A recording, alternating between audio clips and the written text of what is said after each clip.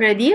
Okay. Hi everyone! Welcome back to my channel. So, meron po akong bagong video na naman at this time, gagawa ako ng isang matindi-tinding review tungkol sa isang product. Ay, wait. Tatlong product. Galing sa isang brand na in fairness na impress ako dahil yung una nilang product na ginamit ko before, totoo nga namang nakakatuwa at nakakaaliw. So, yung brand na sinasabi ko sa inyo guys ay ang brand na Wonder. Makeup company na nag-offer ng mga makeup na talaga namang ay, Diyos ko Lord, swak na swak, pasok na pasok sa banga, mamshi. Nakaka-impress yung Wonder Brow nila. Alam nyo yan. Itong Wonder Brow na sinasabi ko, ito yung eyebrow product na ilalagay mo sa kilay mo best. And then after a while, gaganyan mo siya, hindi na mabubura. So, alam nyo na siguro yan for sure, yung mga makeup enthusiasts dyan, for sure familiar kayo sa mga products na to na sinasabi ko because it's all over social media. Everyone's using it. Everyone's crazy about it. So, syempre, it's time for Michelle to try it. Ay, awkward. So, it's time for Michelle to give it a try. Uunahin kong itatry itong Cover Proof foundation nila. Cover Proof foundation in the shade medium. M30 medium. So, yung mga kapareho ko na morena dyan, if ever na interested kayong bumili, ang shade na kunin nyo ay ang medium na M30. Okay. So, balita ko, sheer to medium lang pala yung coverage nito. So, perfect to sa mga girls out there na ayaw masyado yung sobrang pakak na foundation. Although, siguro hindi ko marirecommend tong foundation na to sa mga angels ko dyan na medyo may mga blemishes. Kasi siguro hindi niya kakayanin. But, we're gonna try, of course. Kasi meron pa rin naman akong mga blemishes on this part. So, titignan natin kung makakover niya ng maayos. Okay? So, sorry guys, mga pamangkin ko yan, nag-iingay sila.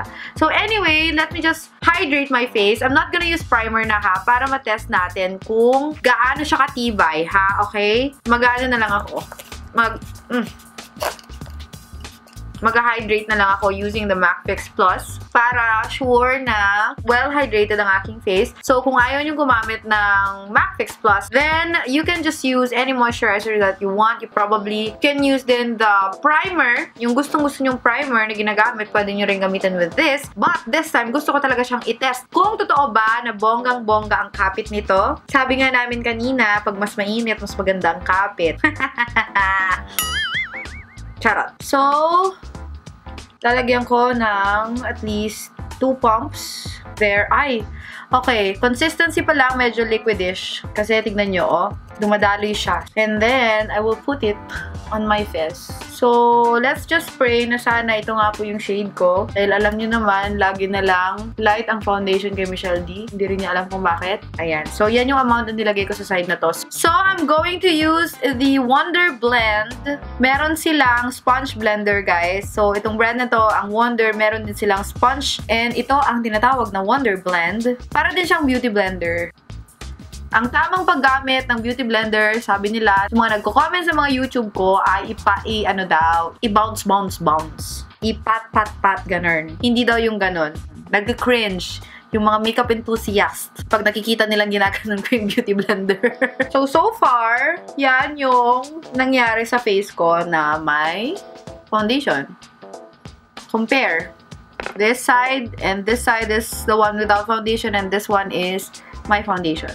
Well, right now, it feels really light on the skin. Hindi ko na feel na parang may malagkit na nakalagay sa face ko. It feels really good and maganda. In fairness, yung color, hindi siya orange, hindi siya grayish. It's very, very neutral, which is perfect. Ayan. So, hindi ko pa nalalagyan yung neck area ko ha, sa lagay na yan. So, in fairness, bongga siya. Wala siyang amoy, bes. Usual amoy ng foundation. So, this is the side with the foundation. 1 layer pa lang ha. Hindi ko pa dinadagdagan yung layer. So, now we're gonna do the other side, which is yung mas maraming blemishes. Or may mga veins kasi ako dito sa side na to. So, tignan natin kung kaya niyang i-cover. Ay! So, yung dalawang pump, hindi na kasha. So, I have to get at least another pump.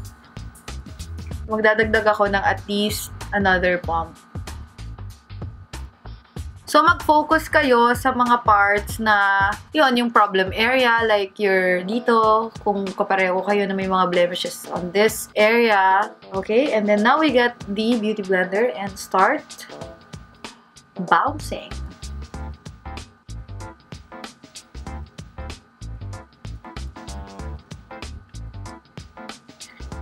So, kung napapansin nyo guys, whenever I put foundation on my face, I like to put the foundation then on my lips. Kasi para later, pag mag-a-apply na ako ng lipstick, mas lighter yung shade ng lips ko, mas mag-show through yung shade ng lipstick. Yan yung rason. So, ayan siya. So, yan na po yung face ko with the foundation. First layer. Yung natira sa kamay ko kanina, lalagay ko na of course sa aking forehead para hindi naman ma-left out, diba? Yung forehead ko.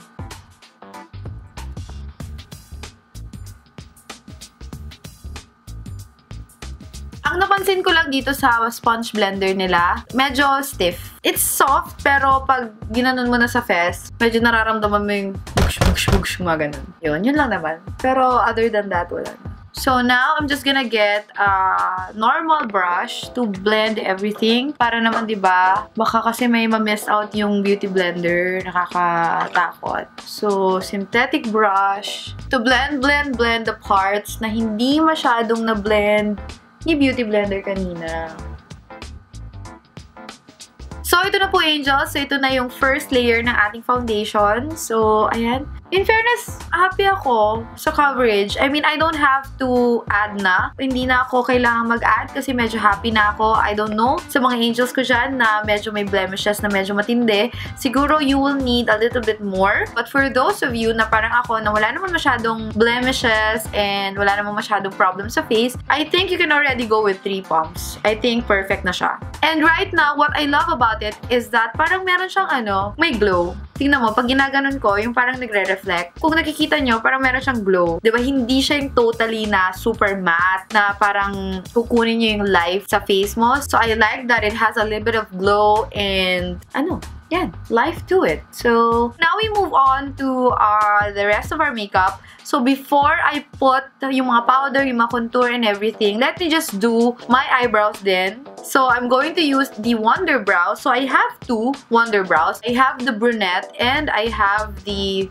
black brown. Ito yung lighter and ito yung darker. So, what I'm gonna do is, I'm gonna use the lighter one here dito sa parang, ano ba tawag dito? Inner parts of my eyebrows. And for the outer parts, ito naman, black brown. Usual, meron na siyang kasamang spoolie, but gagamit ako ng aking angled brush para i-apply ito. Kasi yun yung way ng pag-apply nito, girls.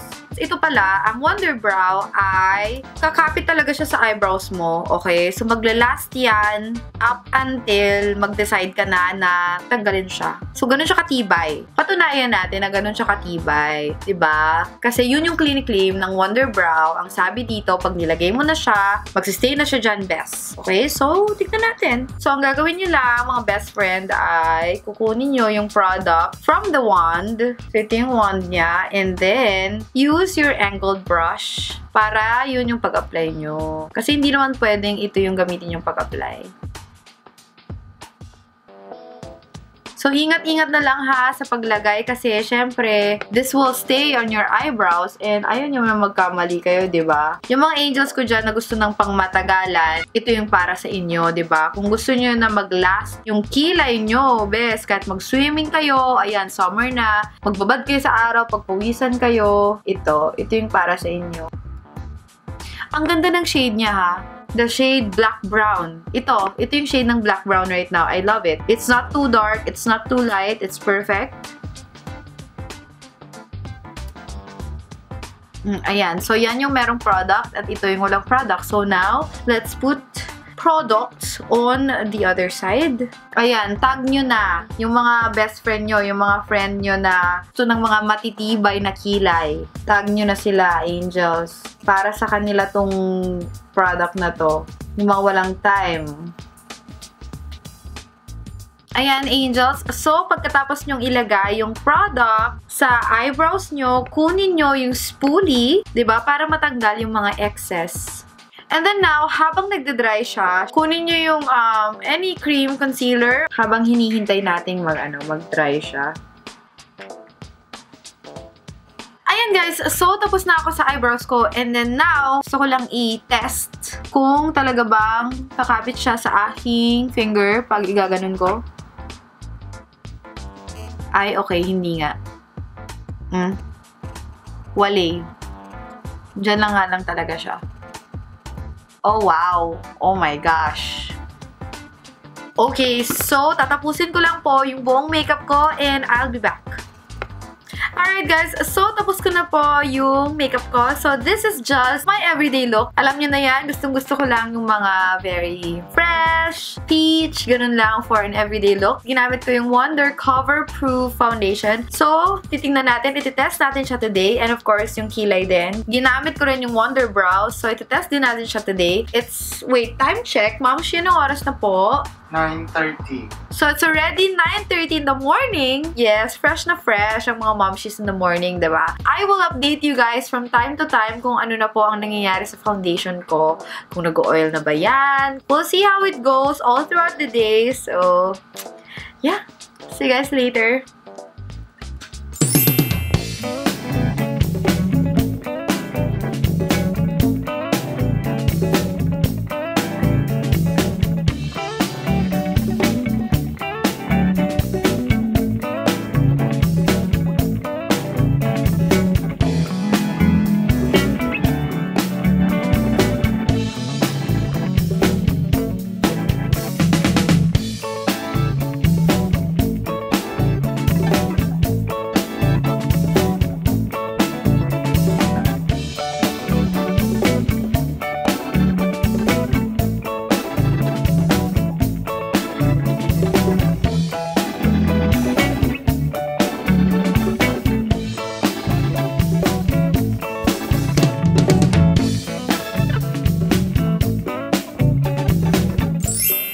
Hi guys, so time check, it's 5 in the afternoon and ito na po yung nangyari sa face ko.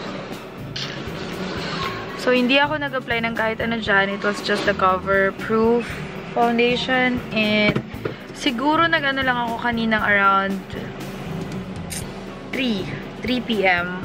Nag-blot ako ng oil and that's it. I did not apply anything, hindi ako nag-retouch. Hindi ko alam kung may foundation pa yan hindi ko alam, but it's really hot and humid inside. Ito na siya guys. So, I will update you later pa ulit at around siguro mamayang gabi. Uwi muna ako. So, 10:30 na po ng gabi and ito na yung nangyari sa face ko. Sorry, kagigising ko lang. Natulog na ako and everything. Nag-work na ako and everything. So, hindi ko alam kung may foundation pa yung face ko. Pero, yeah, I think meron pa siya. Although, medyo oily na talaga yung nose area ko.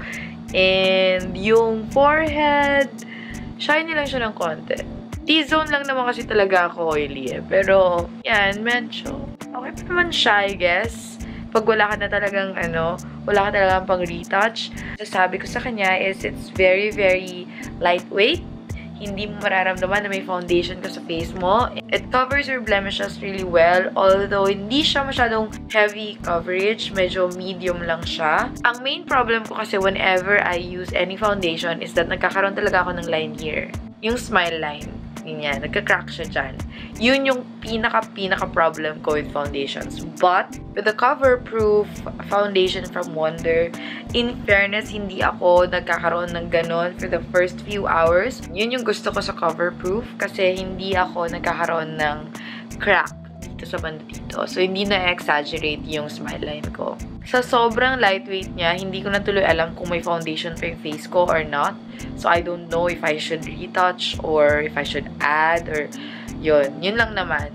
Pero aside from that, okay siya. I love it. I think it's a good everyday foundation. It suits my skin really well. And you'll see more of it in my upcoming videos kasi I love that it's really lightweight and it can cover my blemishes, my imperfections without giving me that crack in here, which is my main problem when it comes to foundation. All throughout the day, never po ako nag-add ng product sa face ko. So, never ako naglagay ng powder, never ako naglagay ng anything. Nung mga bandang 3 p.m., which I mentioned kanina, nag-blot lang ako ng oil here. But then, of course, it came back because I'm really oily on this part.